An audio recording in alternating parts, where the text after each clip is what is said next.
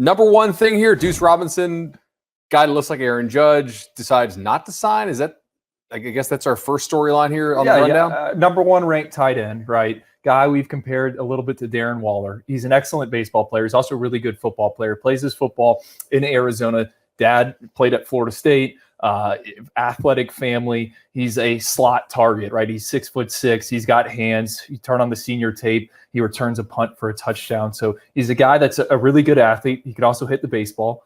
So he's looking at both things. Our guy Blair Angulo reported kind of coming into the day that he thought Deuce might weigh it out. Some people might be afraid to say it, but look, he's probably got a lot of numbers being thrown at him, right? The NIL's real. The collective situation's real. And then you go with the MLB draft, you got that slotting system. And the example I keep bringing up, Jay Allen, who was an Elite 11 finalist 2 years ago, was committed to play baseball at Florida. Some schools were trying to get him to play quarterback. Was he going to do both sports? Well, he went number 30th overall, and he got a $2.4 million signing bonus. And I'll apply that to Deuce Robinson, who is a tight end. Where does that number set? So MLB drafts July 9th. I think this thing could stretch into the summer, and he's a talented enough football player where anyone's going to have a spot for him if it comes time. Yeah, nobody's going to give away his spot because he doesn't decide to sign an NLI. Speaking of NIL money versus guaranteed, Jaden Rashada, who was in the news, Florida's NIL deal for him, whatever amount that actually was, it fell through. I think that's pretty public at this point. Florida released him from his letter of intent, and now he has decided to sign with Arizona State. I know he had visited, TCU. He was also looking at, I think, Washington. There were some other schools involved there. But what do we think about the fit of Jaden Rashada, star quarterback from California, going to Arizona State with Kenny Dillingham? It makes sense. Dad went to Arizona State, played on the last Rose Bowl team for the Sun Devils, and Kenny Dillingham is a guy that recruited Jaden Rashada when Dilly was at Oregon. So there's a relationship there. I think from a fit standpoint, maybe TCU would have made a little. I did too. Yeah. I kind of was hoping for TCU. Because I wonder about what they're going to do at quarterback long term. They lost some guys in the portal. We thought Walker Howard might go there, but he goes to Arizona State.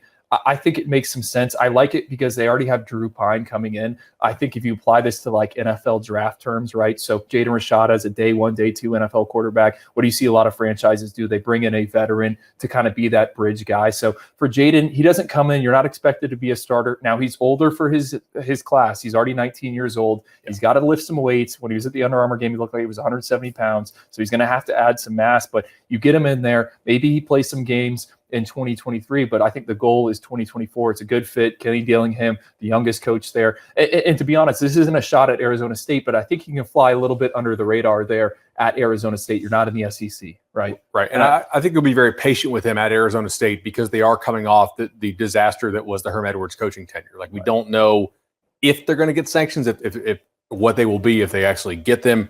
We don't really know what that roster will look like, but I think Kenny's going to get a lot of runway there because he's a native son. Yep. He definitely wanted that job. I think the Rashada is a nice chip in his favor in terms of currying favor with the administration, right? Yeah, and bottom line, it's been a revolving door at quarterback for Arizona State. I think if you're a Sun Devils fan, a booster, a season ticket holder, like Jaden Rashada, picture him as the arm of the future, right? Just think of it like that. When it's time, it's time. Nick Harbor, freak tight end. Like, how many tight ends can run in the Olympics, man? Like, I've never seen a tight end run the 200 like he does. And one of the fastest guys in the class. He is just really, really special. For South Carolina to get him over Oregon, over Maryland, over Michigan, I think that says something about what Shane Beamer is trying to build there in Columbia. And they lost a lot of guys to the transfer portal this year, and I was a little down on them. But now I see what they did on signing day, and that's one of the best classes they've ever had. Shane Beamer deserves a ton of credit here. And really coming into the week, and when I landed in Nashville on Tuesday, I was joking. I'm like, this is Nike versus Under Armour, right? Yeah. It's Oregon versus Maryland, the two flagship schools where both founders are very active. Right. You got to think that there's some packages that were in place. And then out of nowhere, South Carolina comes in. I mean, they've been in this recruitment the entire time, but the tide of the recruitment turned. They get him. They add to a recruiting class that is awesome. Ranked number 16. We would have liked this class even if Harbor wasn't going there. He wants to run track, like you said, for the listeners to get an idea of just how freaky he is. He ran a 6.64 the other week in the 60-meter dash. I went and looked it up.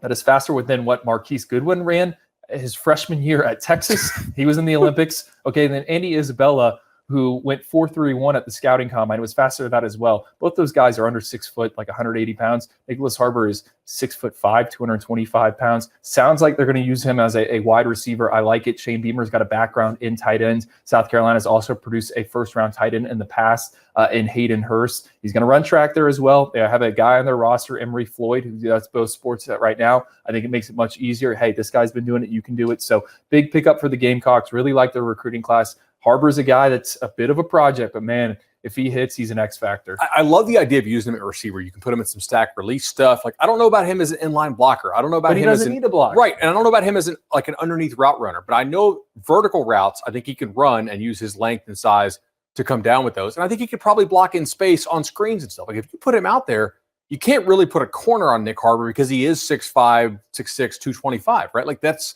a problem. And if you put a safety on him, can a safety actually run with him? So I think that's the way you start him out the freshman year. And he's a guy I think can make some explosive plays for them immediately, and maybe he'll learn the rest of the offense as time goes on. All right, a couple more things here in our 8-minute recap, which is already in minute 6. I'm talking too much. Alabama signed the #1 overall class. This is the second highest rated class. Nick Saban. Third highest ranked class ever. Second highest for Saban. Correct. Second highest for Nick Saban ever. Like 1 million 5-stars in this class. Let's name off a couple of favorites that we have because there's so many to choose from. I like Caden Proctor. The balance, the body control, the power is just really, really nice. And Alabama needs instant help on the offensive line. Yeah, he's an easy one to pick. And only 3 true freshman offensive linemen have ever played for Nick Saban. They all went in the first round: Cam Robinson, Jonah Williams, and Evan Neal. Good list. A good list. If he's on the field, he's probably going to be selected early on in the NFL draft. I think Caleb Downs is one of the safest prospects in the class. He was a 5-star for us. I think he could be a Division I running back if he wanted to, or a Power 5 running back. He's going to play safety. We know Nick Saban puts his wizard hands on those DBs, has a ton of control in them. He's already been on campus. I think he's going to play for the Crimson Tide. Justice Haynes, running back. He was a Georgia legacy. He's coming to Tuscaloosa. They lose Jahmyr Gibbs. I think he's a plug-and-play guy. I think when you just look at this class as a whole, it's a bunch of guys that can get on the field in 2023, and Nick Saban needs that. Like, they have some holes in that roster.